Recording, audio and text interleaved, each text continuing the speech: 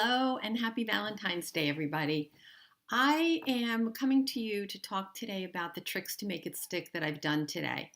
A lot of you may not know what that phrase means, but I've been asked by a lot of past clients and people just who follow me if I could record my own tricks to make it stick because they found it helpful to get them through the day to be eating more peacefully. So basically, just to let you know, tricks to make it stick or something that I've come up with that is really like doing little activities, certain things I think about during the day or questions I ask myself that keep me calm and acting as the opposite of a binge eater. So whereas a binge eater would give in to impulse, tricks to make it stick are really something that gets in the way of you giving into the impulse, and it lets you live as the opposite of a binge eater, which is a great, great feeling.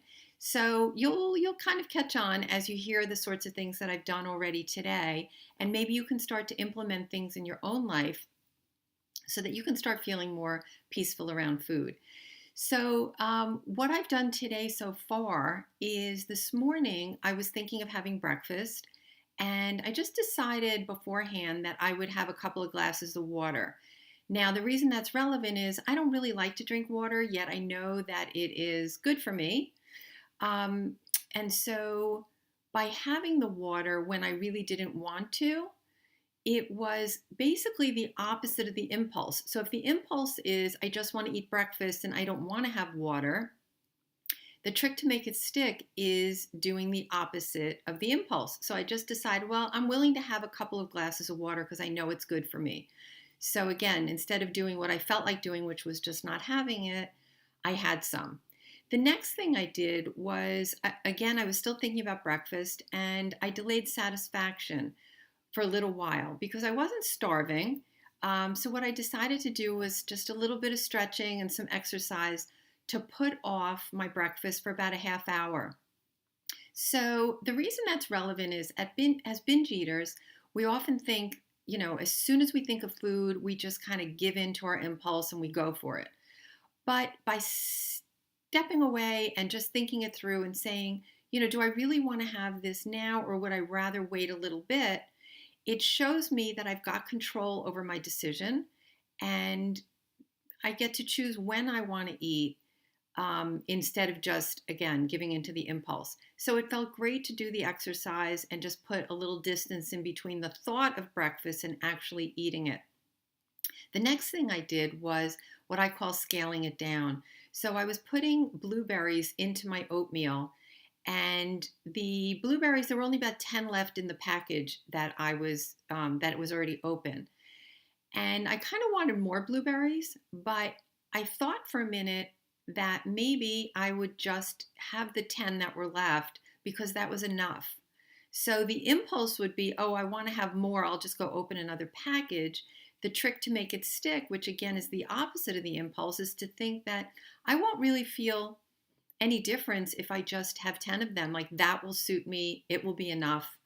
And so that's what I did. So again, it's really having like a conscious conversation with myself about what would really suit me. Another thing I want to share is because it's Valentine's Day, my husband and I were going to go into Manhattan tonight to a restaurant. And when I looked at the menu last night of what they were going to have today, it didn't really excite me. I didn't like the sound of the entrees and the appetizers. So what I did was I canceled the reservation and instead looked for another place that had a menu that would suit me. So I call this situation solutions. So being in a situation where I was going to be going to a restaurant that didn't thrill me isn't this it's not how I want to eat my food. I would much rather eat where I want with a menu that gets me excited about being there. So when I called to cancel, I then called another restaurant and they couldn't take us for tonight for dinner, but they did take us for lunch. So I made that work to my advantage and had a wonderful lunch and a great time with my husband. The other thing is when I looked at the menu, they had some really exciting kind of specialty foods because it was a holiday. But instead of getting excited about it and thinking, oh, it's a holiday, why don't I just go off and, really kind of overdo a little bit here and there because it's a celebration, I sat and thought to myself when I was looking at the menu at the restaurant, What will make me happy when it's over? Like, what can I eat here now that I'm going to enjoy the taste of? I certainly don't want to eat anything I don't enjoy, but what will I be able to say that will make me happy once it's all over? So I picked out something, and I had a soup, and I had this food plate of all different samplings of things that was absolutely delicious. And I felt satisfied and full and not bloated and disgusting. And it really was because I didn't let myself get all carried away with, oh, it's a holiday, and oh, look at this menu. They've got all these interesting things. So that was one thing. And then we decided to order dessert. And I wasn't fearful of the dessert because I'm no longer in that place where it's like I have to stay away from it or else I'll eat the whole thing. I'm in a much calmer place, and that's what I teach, my clients to do, how to make peace with food.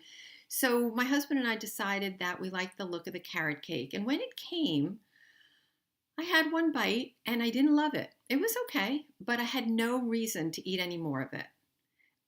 So I just let him finish it, and I had some more water, and I felt so calm and so peaceful. And by choosing to have the carrot cake and only having one bite, I was really doing what I call choose wisely, which is have what you're truly in the mood for and have it in an amount that you know you'll be happy with when it's over. So when we got home from the city, I went to my store nearby where I got these two pieces of chocolate that I love having. They're like 50 calories each, and I broke each square into four pieces, and so I really had eight little pieces of chocolate. And I got to enjoy those. I sucked on each one and paid attention to every bite. And that's really it's important to do that instead of multitasking, because when you're not part of the experience, you're just not getting the satisfaction. So I just wanted to share with you my tricks to make it stick, because I know it does help people. And let me know if you find this to be helpful. I'm happy to keep posting because I do tricks to make it stick every day. And that's it for today. Again, happy Valentine's Day, and I hope you have a wonderful day, and I'll be back with you again soon. Bye bye.